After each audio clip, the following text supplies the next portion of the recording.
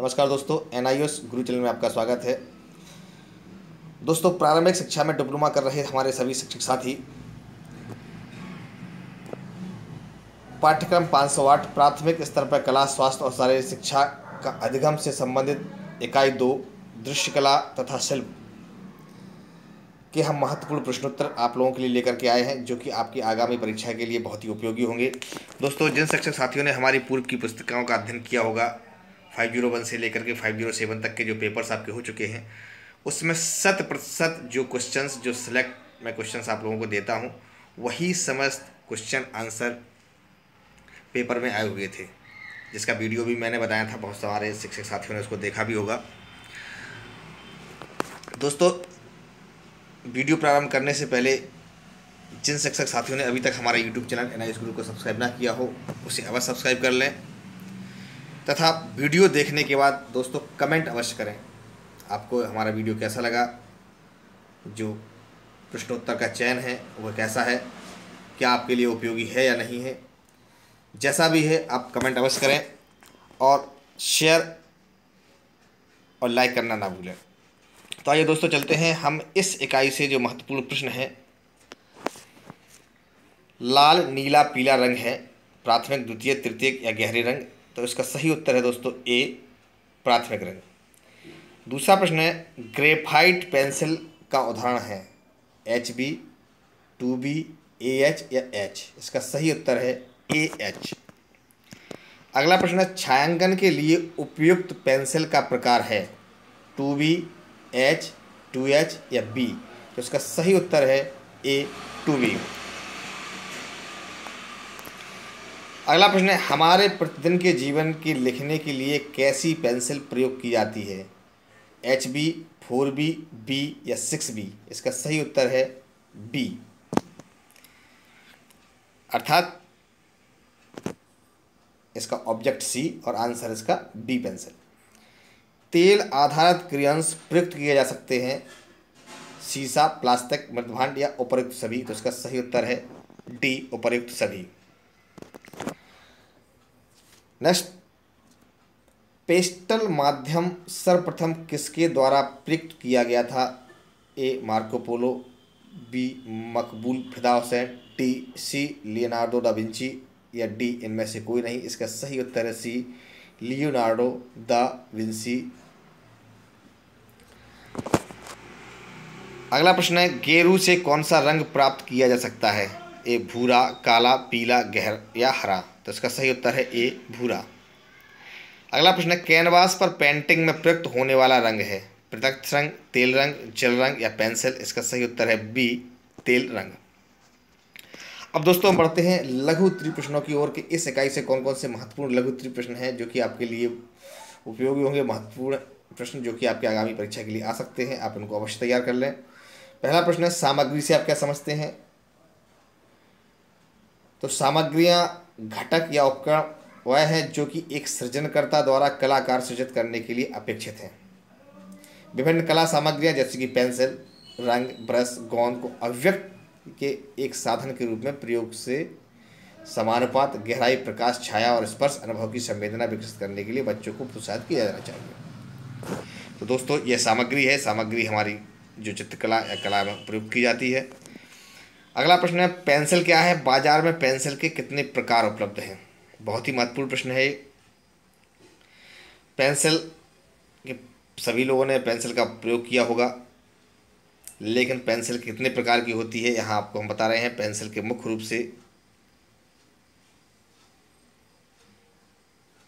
8 प्रकार हैं H, 2H, B, HB, 3B, 2B, 5B और 6B। जो HB है वह बहुत काली होती है, लिखने में प्रयुक्त की जाती है। 2B है जो 2 गुना काली होती है, हल्की छाया देने के लिए प्रयुक्त की जाती है। और 4B पेंसिल 4 गुना काली होती है, छाया देने में प्रयुक्त होती है। और 6B जो पेंसिल है वह 6 गुना काली होती है, जिसको गाढ़ा छाया देने में प्रयुक्त किया जाता है। तो ये ग्रेफाइट पेंसिल्स के प्रकार हैं। दूसरा होती है रंगीन पेंसिल्स। इनमें मोम के साथ रंजक और अन्य पूरक पदार्थ होते हैं, कई रंग एक साथ मिलकर बना दिया जा सकता है। तीसरा जो पेंसिलों का प्रकार है वह चारकोल पेंसिल है। ये चारकोल से बनती हैं और ग्रेफाइट पेंसिल की अपेक्षा आसानी से धब्बा बनाती हैं। इस प्रकार इस चित्रकला में आसानी से रंग सृजित करने के लिए प्रयोग की जाती हैं। अगला जो पेंसिलों का प्रकार है वह है जल रंग पेंसिल। ये जल रंग तकनीकी के साथ प्रयोग करने के लिए बनाई गई होती हैं।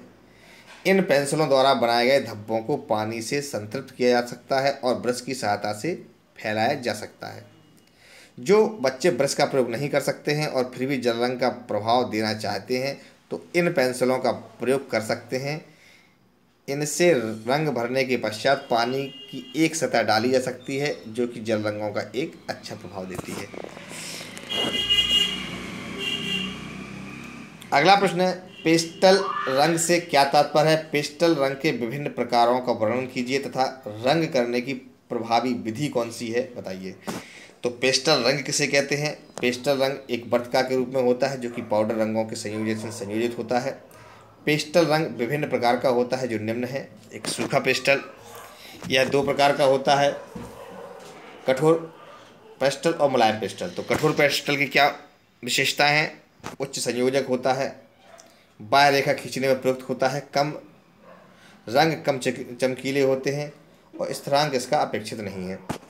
दूसरे जो मुलायम पेस्टल हैं वह अधिक संयोजक होते हैं, बाह्य रेखा खींचने में प्रयुक्त किए जाते हैं, रंग कम चमकीले होते हैं और स्थिर कारक अपेक्षित नहीं है। अगला है तेलीय पेस्टल। इसकी संशक्ति और रंग चमकीले होते हैं, इनका मिलान कठिन होता है, लेकिन चित्रकला में लयात्मक प्रभाव सृजित करने के लिए कपड़े के टुकड़े का प्रयोग कर मिश्रित किया जा सकता है। इसके लिए स्थिर कारक अपेक्षित नहीं है। रंगों को एक उचित रीति प्रदान करने के लिए एक अच्छी गुणवत्ता का कारतूसी कागज दोनों के साथ या पेस्टल शीट प्रयुक्त किया जा सकता है। पेस्टल माध्यम का सर्वप्रथम उल्लेख लियोनार्डो दा विंची ने किया था। और रंग करने की प्रमुख विधियां कौन कौन सी हैं? इसमें क्रेयॉन तकनीकी है, ग्रेफिटो तकनीकी है और बैटेक तकनीकी है। इन सभी के बारे में अध्ययन कर लें। अगला प्रश्न है, पोस्टर रंग किसे कहते हैं? विद्यार्थी हेतु पोस्टर रंग की क्या उपयोगिता है? तो पोस्टर जो रंग होता है, पोस्टर रंग गोंद युक्त जल रंग है जो कि अपारदर्शी है और शीघ्र सूख जाता है जैसे कि गोंद। वे प्रायः कांच के बर्तन में बेचे जाते हैं और इन्हें दृश्य कार्ड या रंग या डिस्टेम्पर रंग भी कहा जाता है। ये पोस्टर लिखने का कार्य बनाने में प्रयुक्त होते हैं। अगला प्रश्न है, रंगोली क्या है? रंगोली बनाने में क्या क्या सामग्रियां प्रयुक्त होती हैं? तो जैसा कि हम जब जानते हैं कि रंगोली भारत की एक पारंपरिक सजावटी लोक कला है। ये हिंदू उत्सवों के दौरान आंगन में बनाई जाती हैं। विभिन्न राज्यों में विभिन्न प्रकार के सजावट की जाते हैं, जैसे राजस्थान में मंदाना, बंगाल में अल्पना आदि। रंगोली सामान्य ज्यामितीय आकृति या देवी प्रतीकों जैसी हो सकती है, जैसे स्वास्तिक, कमल या लक्ष्मी जी के चरण या अलंकृत प्रारूप हो सकते हैं। रंगोली की सामग्रियां राज्यवार अलग अलग होती हैं। कुछ इस प्रकार हैं: सूखे चावल या आटा, फूल, बालू, धूल, दिया इत्यादि। अगला प्रश्न है, कोलाज एक कलाकार है जो विभिन्न सामग्रियों को जोड़कर बनाया गया है, व्याख्या कीजिए। तो सबसे पहले आपको ये समझना है कोलाज क्या होता है।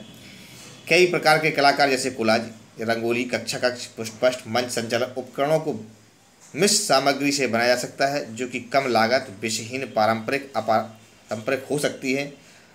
हम गुफा पेंटिंग या चट्टान पेंटिंग से पूर्व के मानवों की खोज और फूलों, पत्तियों, घास, पेड़ के छाल, खनिजों आदि के रंगों को जानते हैं, उसी प्रकार हम अनुभव प्राप्त करते हैं।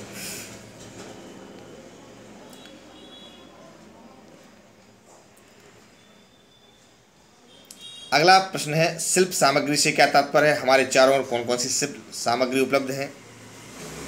तो हमारे घर के चारों ओर जो सामग्रियाँ प्राप्त होती हैं या जिन्हें हम फेंक देते हैं, जो कचरे से हम शिल्प सामग्री की खोज करते हैं, वे सभी शिल्प सामग्रियाँ हैं।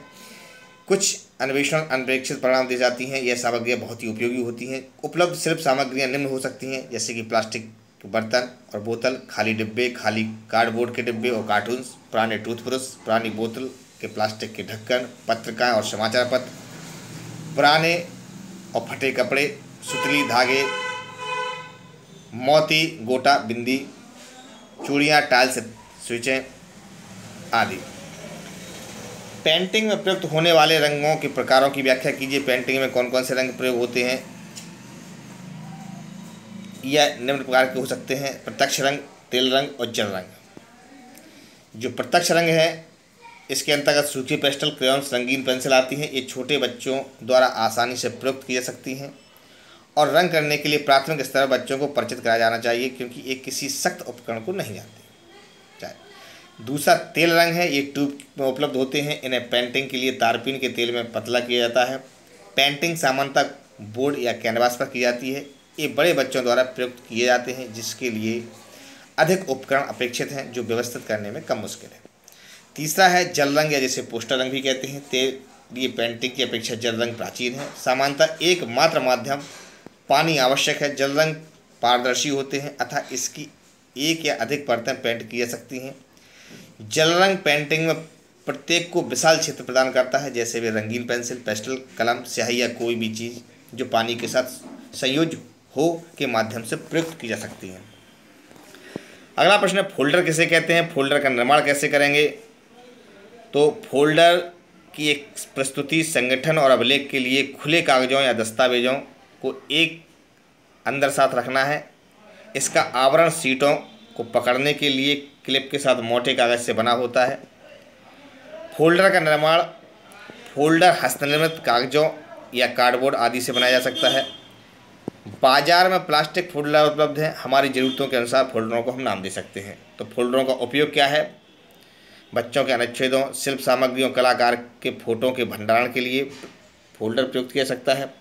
ये अभिलेख हैं जो बच्चों को विविध अनुभवों को पुनः संयोजित करने में सहायता करते हैं और शिक्षक के लिए भी सतत एवं समग्र मूल्यांकन में सहायक होते हैं।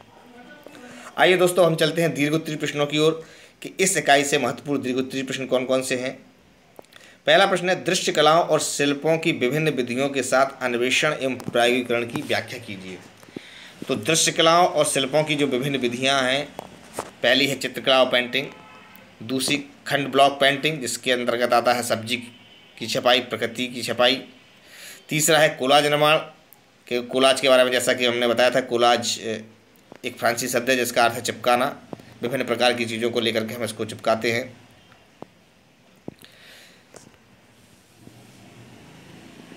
चौथा है मुखौटा एवं कठपुतली निर्माण। कुछ सामान्य तकनीकें कठपुतली की हैं, जैसे कि अंगुली कठपुतली, मोजे की कठपुतली, कागज़ के थैला की कठपुतली या दस्ताना कठपुतली। इसके बाद आता है मुखौटा। यह सामान्यतः चेहरे पर पहना जाता है और छद्म भेष धारण करने और मनोरंजन दोनों के लिए प्रयुक्त किया जाता है। कागज़ का मुखौटा या मुखौटे निर्माण के लिए किसी भी कागज़ का प्रयोग कर सकते हैं। मिट्टी से प्रारूपण। और अगला है कागज़ काटना और मोड़ना। तो यह हमने देखा कि यह मुख्य रूप से हमारे विभिन्न विधियां हैं दृश्य कला की, शिल्पों की, जिनका हम लोग प्रयोग करते हैं।